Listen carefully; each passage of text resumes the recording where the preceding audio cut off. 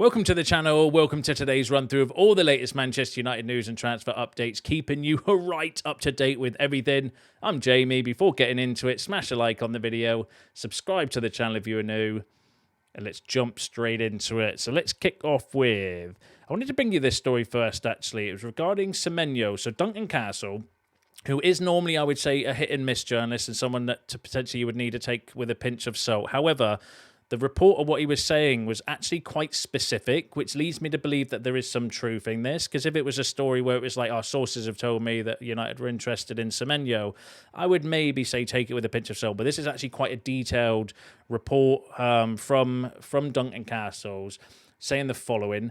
So since March, Antoine Semenyo was aggressively targeted by Manchester United. Barada and Wilcox had several conversations with Bournemouth. Semenyo had agreed personal terms with Manchester United, and Ruben Amorim had a meal with the player in London at the end of the season. Semenyo then discovered the salary he agreed at Manchester United was 70% less than what they were prepared to pay Cunha and Mbeumo.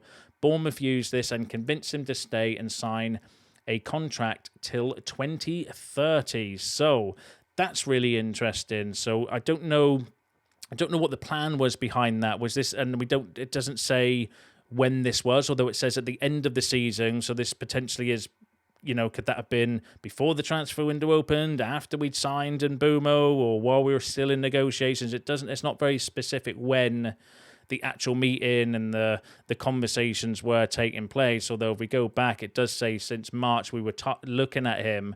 Semenyo agreed personal terms, had a meal with him at the end of the season. So who knows what the thinking was there? Were we lining up Semenyo maybe in case we didn't get Mbeumo or Cunha done? So we were looking at those three potentially for the 2-10 positions. Were we looking at Semenyo to maybe play as a wing back? Because I think he could do that job as well as a kind of converted wing back in Ruben Amorim's system in a similar way that Amad Diallo's doing it at the moment in the right wing back position. So could we have been looking at maybe Semenyo as a competition for Dorgu or competition for Amad maybe on that side, rotation option between the front three?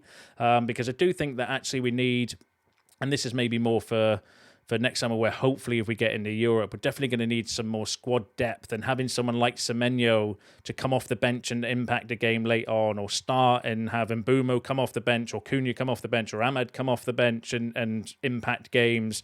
I do think we're missing somebody like that that's got that speed and directness and that can run at defenders and scare tired defenders at the end of the game in a way that Garnacho was doing when he was being used effectively as like a super sub.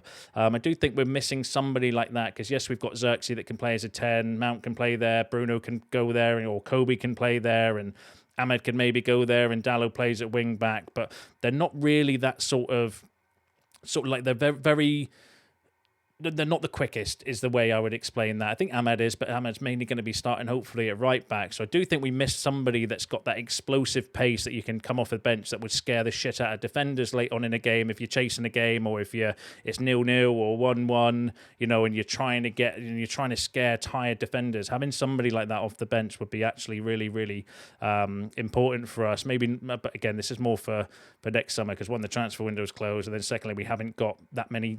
Not got that many games this season, so we're not going to necessarily need to rotate as much, and you can maybe play more players for 90 minutes because you've got a full week to recover and rest and do all of that stuff correctly. But would be an interesting shout. So I wonder what the plan was then for Semenyo. Like I said, give us your thoughts and feelings in the comments. Do you think he was going to be bought in? Maybe if we didn't get Mbeumo, we would have gone for Semenyo, or is it somebody maybe we were looking to bring in all three, and Cunha would have been the striker like he's playing now, and it would have been Semenyo and Mbeumo as your front three, and maybe not gone for Sesko?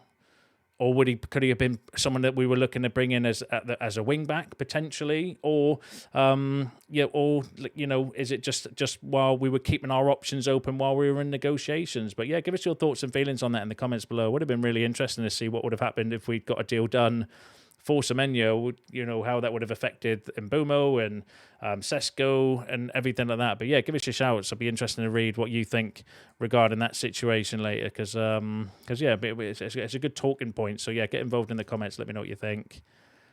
Now, the next story I wanted to go through for you is another player that would fit that bill as well. So somebody that you could bring in as a impact sub, or can play in different positions as well. If you want to rotate, could play as a fullback or as a wing back. Sorry, not as a fullback. Could play as the number 10s. Really young, exciting player. One that actually I've had my eye on for, like, I actually really rated and wanted United to go for is Roger Fernandes. Signed for Al Ittihad for £26 million on deadline day.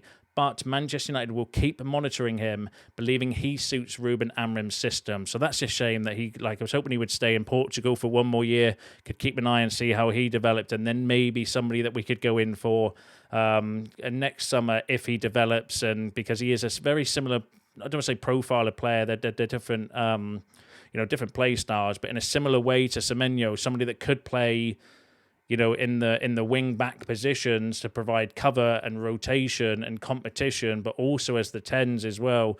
Again, for the same thing, to provide cover and competition and young developmental as well. I really like Roger Fernandes. I thought he was looked a really promising prospect when looking at him and looking at the data and watching all his highlights and stuff. But Ghana Saudis, but according to Graham Bailey, one we're going to keep monitoring him and see how that plays out in the future as well. Again, a lot of it will depend. It's all ifs, buts and maybes, because if we end up in Europe, then maybe we would need somebody like that to come in as a rotation. But yeah, we'll keep an eye on that one to see how that plays out over the course of the season. But I thought I'd bring that in because I know a lot of you from previous videos when we've mentioned Roger Fernandes were pretty similar as well. We're liking the player, like the look of him as well. But yeah, Ghana Saudi, 26 million as well. That's a good price.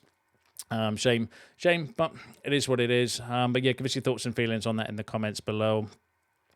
Now, next story I wanted to bring you was regarding the goalkeeper situation. Obviously, I think inadvertently we've put a cat amongst the pigeons, haven't we, with the goalkeeper situation? And we're in a bit of a weird situation now, because obviously we've got two goalkeepers in Onana and Bayinda, both capable of dropping clangers.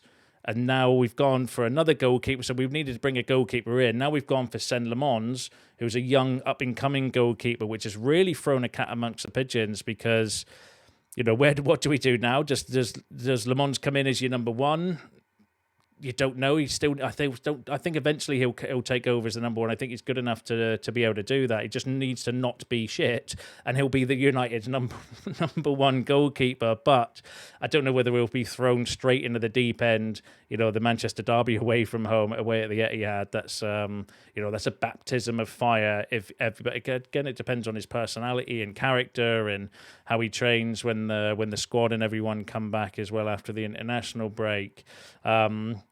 But obviously now we've got four goalkeepers. What on earth are we doing? What on earth are we going to do there? So the latest regarding Onana is Andre Onana may drop to Manchester United's third choice goalkeeper with Altay Bayindir ahead of him. United have told Onana he can seek a new club, preferring a loan but open to a sale.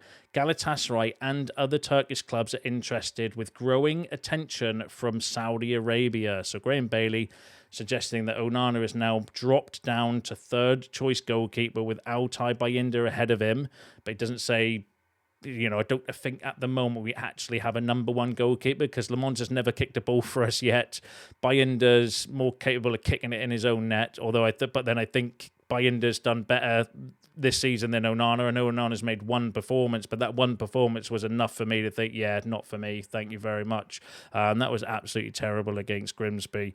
So for me, Bayindir would be the number one if it was down to me. Bayindir number one, Onana fourth. I'd play Tom Eaton over Onana at the moment, but yeah, more interest or more links with the Turkish league and the Saudi Pro League as well. Interested in Onana, but interesting that Graham Bailey has said that United have now told Onana he can go seek a new club, and they're open to a loan or a permanent exit as well. But we'll just need to see how it plays out, because while I do think that we would look to move either Onana or Bayindir. I don't think we'd have a preference. I think we would look to move whichever one we could. But yeah, we'll have to keep it up. But I do think there's a bit of media mischief as well. I do think there's a little bit of media bandwagon jumping, because they know it's a contentious issue at United. It's a talking point. It's one of the, we're all talking about the goalkeeper, and it's all over the media and stuff as well. But yeah, it's going to be interesting to see how it all plays out. But give us your shouts on that in the comments below. Now, another player that, in the future, we're going to say goodbye to, and that's Casemiro. So this could be Casemiro's last season at the top European level. No decisions yet made with his full focus on Manchester United, but there's a real possibility he departs next summer. That came from Fabrizio Romano. Not exactly a surprise, being truthful with you, because Casemiro's out of contract. I don't think there's any way, shape or form United would entertain giving him a new contract, because he's one of our highest paid player, if not our highest paid player. His legs have gone, and they've been gone for a couple of years. We've been trying to sell him for those couple of years as well, but because he wants to stay and he's got that contract, doesn't want to go anywhere, and that's absolutely fine. Don't blame Casemiro. I don't blame him at all. I blame the people that gave him that contract in the first place. But even in his first year, he was absolutely outstanding, I thought, for us as well, and totally helped transform us and get us back into Europe and winning the Carabao Cup and stuff as well. I think it was instrumental in that. It's just since then his legs have totally gone, and it's left us with a massive issue in midfield, because what do you do? You've got a £300,000 a week, multiple Champions League winner in Casemiro there that you can't get rid of, and it's causing a bit of a stop where you can't then go for potentially another midfielder. Although I think if we'd got a midfielder in the summer, it would have forced Casemiro's hands, and maybe he would have then looked at maybe been more open to leaving with it being a World Cup year and stuff. But obviously Amorim, he got back in favour with Amorim as well. Like, it's a messy situation, the midfield, isn't it? It's the one where there's needs a bit of work in the future, I think, in the transfer window, to say the least, the midfield department. But yes, clearly, it's obvious that it's Casemiro's last year at United, but interestingly, his last year at European level. So whether he'll go to the Saudi Pro League, we know there's interest there.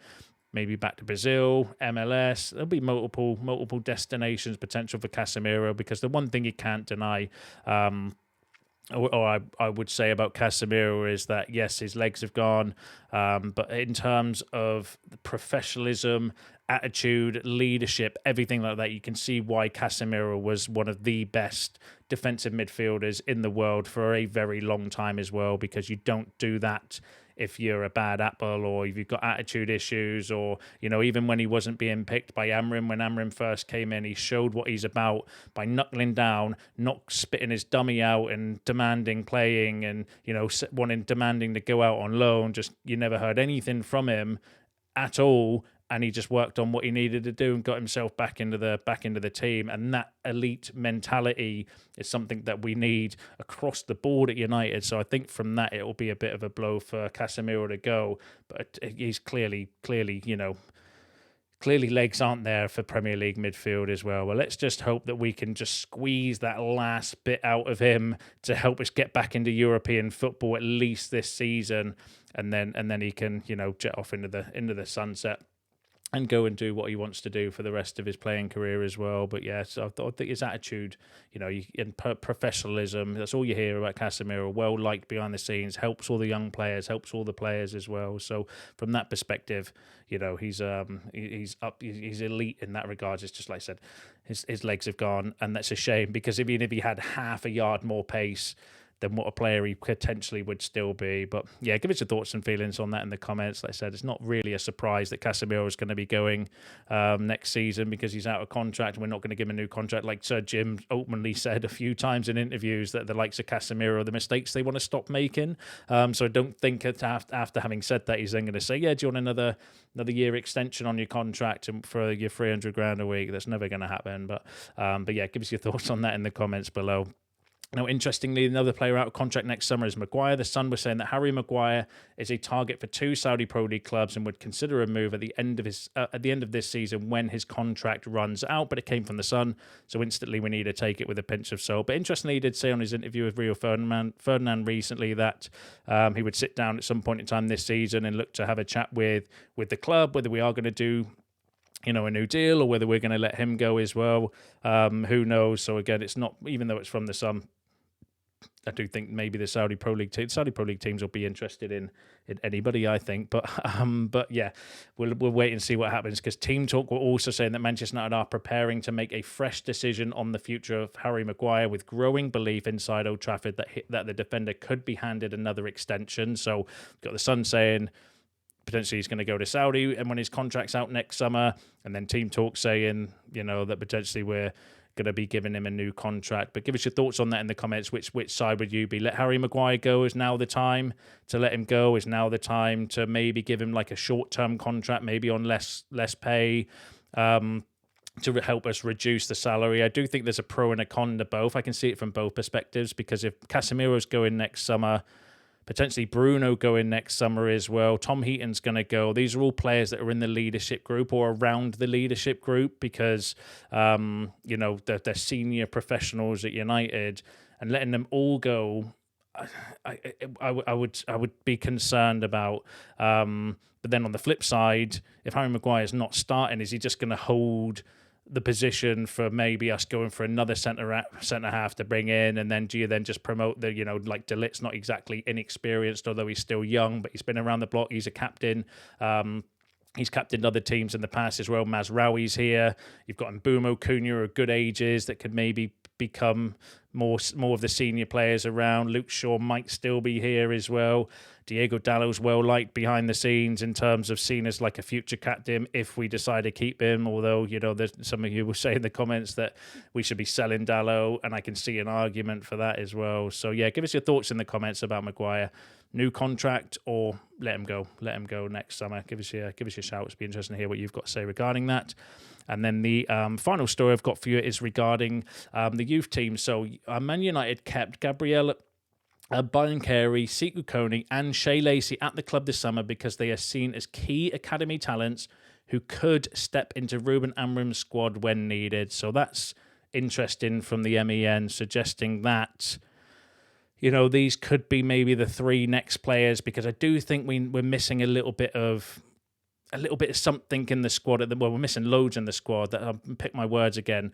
That little bit of youthful energy sometimes that you get in our squad, and it's nice to see some young players and have something to hold on to, especially like an exciting young player like Biancheri's been really good for the youth teams through the age groups as well. Very, very good technical little player. Shea Lacey has always been believed to be the next one to come through, but he's had a bad time with injuries, so hopefully, touch wood, he can stay fit and bring through. But I do think we're missing some of that. I know we've got Kobbie Mainoo, but the other player that is Tyler Fredrickson, who does look, I think he looks a tidy defender as well. But I'm missing that. This is what I'm missing this season, and it's a shame that we're not going to have like the Europa League and stuff where maybe we could see it, or even the Carabao Cup now we're knocked out of that, because it would have been nice to maybe see who is the next young player to come through.